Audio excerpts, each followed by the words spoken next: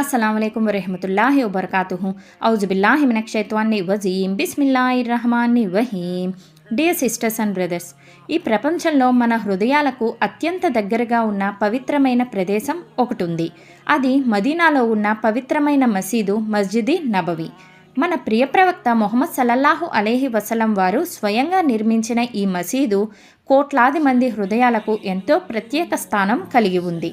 మనము ఈరోజు ఈ పవిత్రమైన మసీదు గురించి 10 ఆసక్తికరమైన విషయాలు తెలుసుకుందాం. మొదటిది, ప్రవక్త వారు స్వయంగా నిర్మించిన మసీదు క్రీస్తు శకం 622వ సంవత్సరంలో మక్కా నుండి హిజ్రత్ చేసిన తరువాత దైవ ప్రవక్త వారు స్వయంగా ఈ మసీదు నిర్మాణంలో పాల్గొన్నారు.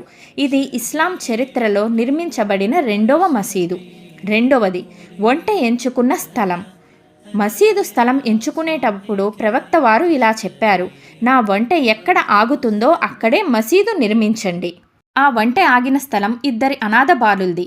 ప్రవక్త వారు విరాళంగా వారికి ధర చెల్లించి కొనుగోలు చేశారు.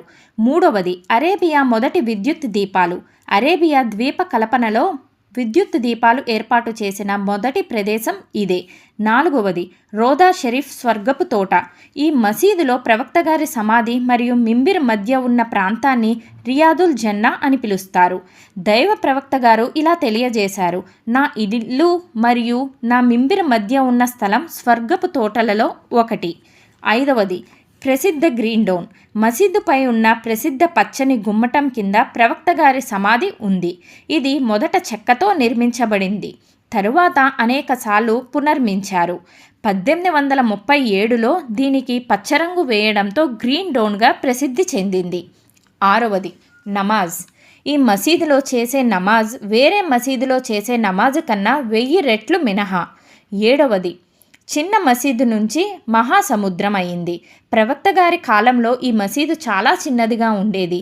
పైకప్పు ఈత ఆకులతో ఉండేది. కానీ నేడు ఇది లక్షల మందికి ఒకేసారి నమాజు చేసేంత పెద్ద స్థాయిలో విస్తరించింది. ఎనిమిదవది, భారీ ఆటోమేటిక్ గొడుగులు.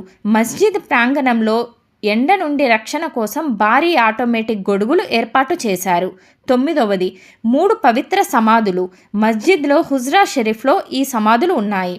ప్రవక్త మొహమ్మద్ సల్లల్లాహు అలైహి వసల్లం వారు, అబూబకర్ రజియల్లాహు అన్హు వారు, ఉమర్ ఇబ్నల్ ఖదాబ్ రజియల్లాహు అన్హు వారు, ఈ 3 మహానుభావుల సమాధులు పక్కపక్కనే ఉన్నాయి. 10వది, సుమారు 80 ప్రవేశ ద్వారాలు. మొదట్లో 3 మాత్రమే ఉండేవి, కానీ ఇప్పుడు 80కి పైగా ద్వారాలు ఉన్నాయి.